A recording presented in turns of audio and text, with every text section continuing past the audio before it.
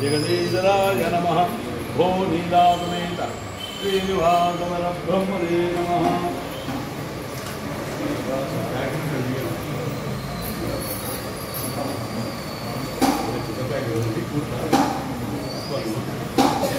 व्याख्यान्ताय श्रीवेङ्कटनिवासाय श्रीनिवासाय मङ्गलम्। नमालिकी जिंकी नारायणो विष्णु वासुदेवो विलक्षतो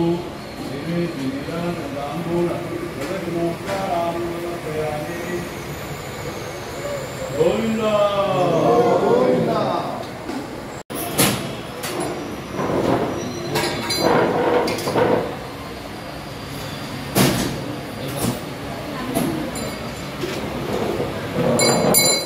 కొద్ది ముందుకున్నాడు 2 నిమిషాలు ఆగి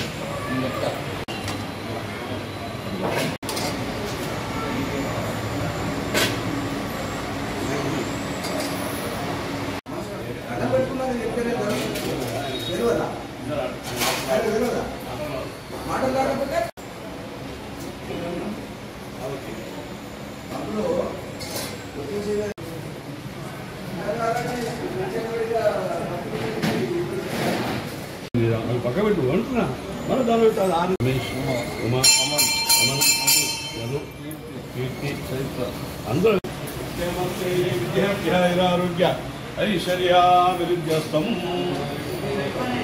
ఏ తోబల మీడియా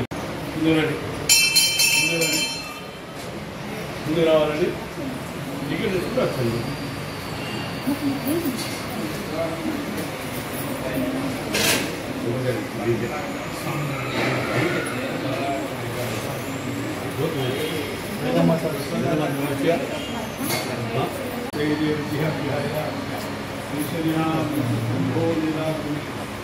श्री श्रीनिवासने नमः।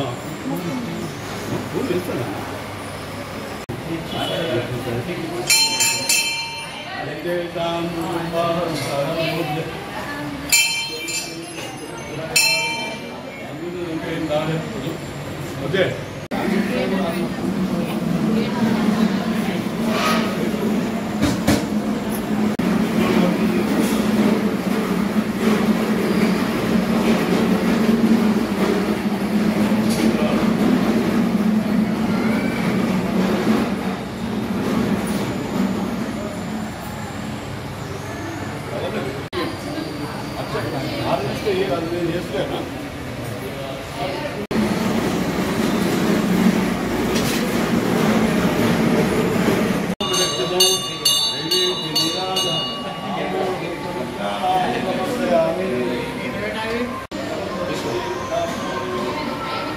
कामुकः पुमान् अभङ्गुरविभूतिर्नस्तरङ्गयतु मङ्गलम् मोहिनीपुर सिद्धिपेट लक्ष्मी गोदा समेत श्री वेंकटेश्वर स्वामी वाరి దేవాలయంలో తొలి ఏకాదశి అని అంటారు.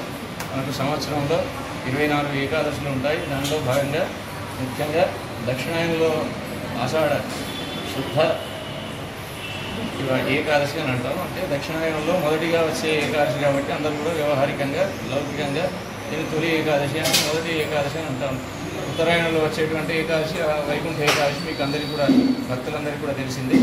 కాబట్టి దక్షిణాయనంలో వచ్చేటువంటి ఆషాఢ శుద్ధ ఏకాదశి ఇది చాలా విశేషమైనటువంటిది. ఈ ఏకాదశి రోజు ఉపవాసం ఉండి ఆ స్వామివారికి తులసిమాలలు కానీ ఎలాంటి పుష్పాలు అటువంటివి సమర్పించి మొత్తం ఏకాదశి వ్రతం అని అంటాం. ఏకాదశి వ్రతం అంటే దశమి నాడు ఒక పూట ఏకభుక్తంగా ఉండి ఏకాదశి నాడు పూర్తిగా ఆహారం మానేసి మళ్ళీ ద్వాదశి నాడు ఎవరైనా బ్రాహ్మణోత్తమి సాహిత్య రూపకంగా కానీ దక్షిణ రూపకంగా కానీ ధ్యానం చేస్తే దాన్ని ఏకాదశి పాలన అంటాము. అటువంటి ఏకాదశి ఉపవాసాలు చాలా నిష్టగా భక్తులందరూ కూడా పాటిస్తూ ఉంటారు. అటువంటి విశేషమైనటువంటి పర్వదినం ఈరోజు ఈ వెంకటేశ్వర స్వామి వారి దేవాలయానికి కూడా చాలామంది భక్తులు వస్తూ ఉంటారు. చాలా పవిత్రమైనటువంటి దినం. మళ్ళీ ఈ రోజు నుండే యతీశ్వరులకు అదేవిధంగా సన్యాసులకు మాలాంటి వాళ్ళకందరికీ కూడా చాలా పవిత్రమైనటువంటి మాసాలు. అంటే ఈ 4 మాసాలు ఈరోజు మొదలుకొని మళ్ళీ కార్తీక శుద్ధ ఏకాదశి వరకు కూడా ఆ స్వామివారు యోగ నిద్రలో శయనించి ఉంటారని శాస్త్రాలు చెప్తూ ఉన్నాయి. అంటే ఆషాఢ శుద్ధ ఏకాదశి మొదలుకొని కార్తీక శుద్ధ ఏకాదశి వరకు కూడా ఆ స్వామివారు యోగ నిద్రలో ఉంటారు. కాబట్టి ఈ 4 నెలలు కూడా చాలా పవిత్రమైనటువంటి మాసాలుగా పరిగణించి 4 మాసాలు మా ఒక్కొక్క పారాయణ రూపకంగా కొంతమంది యతీశ్వరులు అయితే చాలా నిష్టగా వాళ్ళు ఆశ్రమాన్ని కూడా ఉన్నటువంటి ఆశ్రమాన్ని కూడా దాటకుండా చాలా పవిత్రంగా భావిస్తూ ఉంటారు. అటువంటి ఏకాదశి ఆ స్వామివారి కృప మనందరికీ కూడా సిద్దిపేట పరిసర గ్రామవాసులకి కాకుండా సిద్దిపేట గ్రామవాసులకు అందరికీ కూడా ఆ స్వామివారి కృపా కటాక్షాలు అందరికీ ఉండాలని ప్రార్థన చేసి జై శ్రీమన్నారాయణ.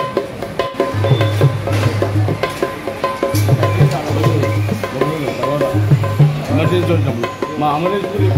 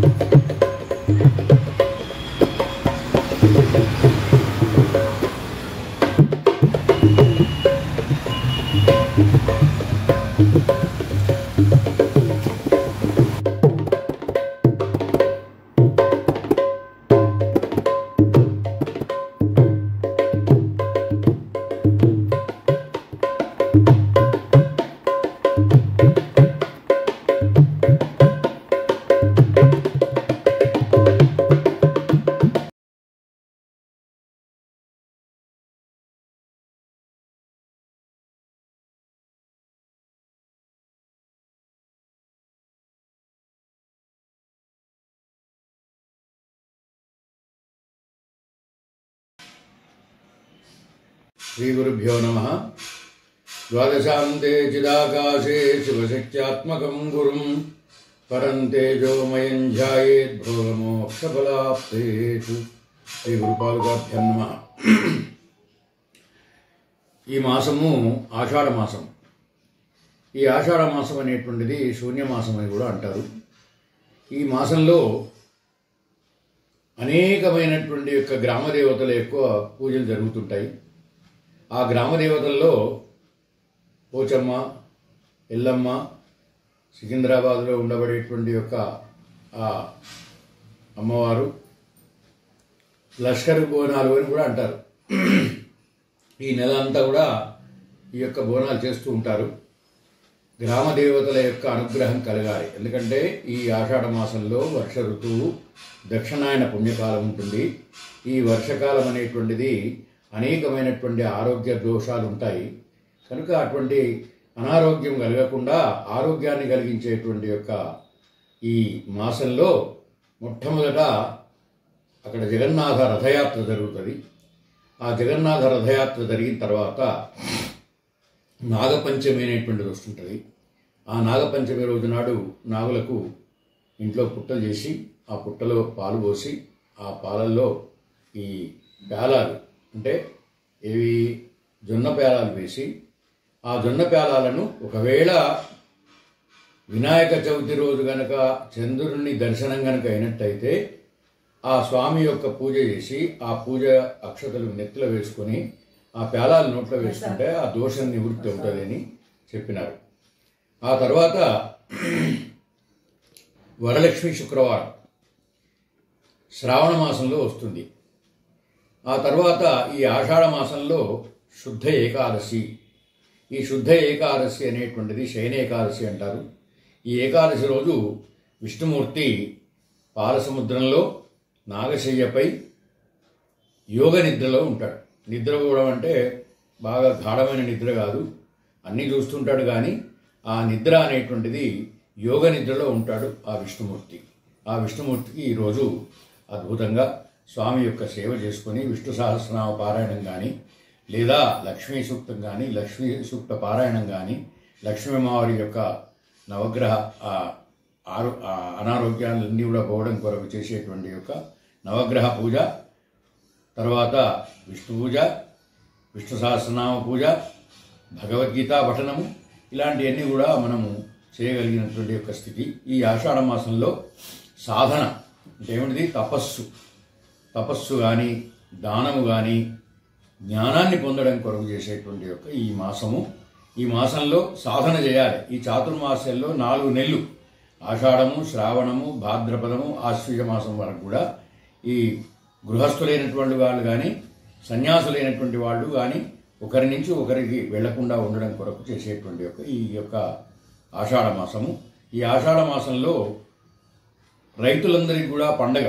ఎందుకంటే ఈ వచ్చేటువంటి యొక్క ఈ రైతులలో మంచి వర్షాలు పడితే మంచిగా దున్ని మంచి విత్తనం వేసి మంచి పంట పండించేటువంటి యొక్క అవకాశం ఉంటుంది. కాబట్టి ఈ ఆషాఢ మాసంలో మనము ఈ రకంగా ఆషాఢోత్సవము అని అంటారు. అట్లనే విఠలేశ్వర స్వామి ఆషాఢోత్సవము ఆషాఢ శుద్ధ ఏకాదశి నాడు పండరీపురంలో కూడా చాలామంది నడుచుకుంటూ వెళ్ళి ఆ స్వామి దర్శనం చేసుకుంటారు. పండరీశ్వరుని విఠల విఠల పాండురంగ పాండురంగ విఠల అని ఈ రకంగా చేస్తారు. ఇక్కడ మన ప్రాంతంలో కూడా మాసాయిపేట అక్కడ విఠలేశ్వర స్వామి ఆ స్వామివారి యొక్క ఆశ్రమం ఉన్నది. ఆ ఆశ్రమంలో భావానంద స్వామి అనేటువంటి స్వామి ఆయన ఆశ్రమం కట్టినాడు. ఆశ్రమంలో కూడా దేవాలయం ఉంది. అట్టి దేవాలయంలో కూడా ఈ ఉత్సవాలు ఈ ఆషాఢోత్సవాలు జరుగుతాయి. అట్లాగే విఠలేశ్వర స్వామి దేవాలయం అని సిద్దిపేటలో కూడా మధుసూదన శర్మ గారని వారు భీమయ్య గారు ప్రతిష్ఠించినటువంటి యొక్క దేవాలయం, వాళ్ళ పూర్వీకులు ప్రతిష్ఠించిన దేవాలయాన్ని పునర్నిర్మాణం చేసి ఆ నిర్మాణంలో ఆ విఠలేశ్వర స్వామికి కూడా ఈరోజు ఫలాలతోటి అంటే మామిడి పళ్ళతో అభిషేకం చేస్తున్నారు. అక్కడ ప్రసాద వితరణ ఉంటుంది. అన్ని విధాలైనటువంటి యొక్క కార్యక్రమాలు జరుగుతున్నాయి అక్కడ. ఆ విధంగా ఎవరైనా పాల్గొనవలసిన వాళ్ళు పాల్గొనవచ్చు. ఈ రకంగా ఈ ఆషాఢ మాసంలో అద్భుతంగా అన్నపూర్ణ కాశీ విశ్వేశ్వర స్వామి దేవాలయంలో కూడా ఈరోజు విశ్వేశ్వర స్వామికి అభిషేకము, తర్వాత అమ్మవారికి అలంకారము, ఆ అమ్మవారి యొక్క సహస్రనామ అర్చన, అమ్మవారికి అభిషేకము ఇవన్నీ కూడా జరిగినాయి. ఈ ఆషాఢ మాసంలో కేవలం దైవ సేవ, ప్రార్థన, సాధన, జపము, తపము ఇవన్నీ కూడా చేస్తూ దానం కూడా చేయాలి. దానాలంటే ఏమిటి? దానాల్లో ముఖ్యమైనటువంటి దానము ఈ వర్షకాలం కాబట్టి ఛత్రి దానం చేయాలి. తర్వాత పాదుకలు, చెప్పులు దానం చేయాలి. అదే విధంగా ఉప్పు అనేటువంటిది అందరూ తీసుకోరు, కానీ లక్ష్మీప్రదమైనటువంటి ఆ యొక్క ఉప్పును కూడా ఈ యొక్క మాసంలో దానం చేయమని కూడా చెప్పినారు. ఆ ఉప్పు వల్ల లక్ష్మీప్రదం అంటే నెగిటివ్ అంతా పోయి పాజిటివ్ వస్తుంది. దుర్మార్గులు అనేటువంటి వాళ్ళు తిరిగినటువంటి స్థలం కూడా సన్మార్గులుగా మారిపోయేటువంటి యొక్క శక్తివంతమైనటువంటిది ఉప్పు. అట్టి ఉప్పును కూడా మనం అనేక విధాలుగా వాడుకోవచ్చు. ఆ ఉప్పు లేకపోతే ఏది కూడా పనిచేయదు. మనం తినేటువంటి ఆహారంలో కూడా ఉప్పు లేకుండా కూడా తింటే అది రుచించదు. కాబట్టి ఆ ఉప్పు లక్ష్మీప్రదం.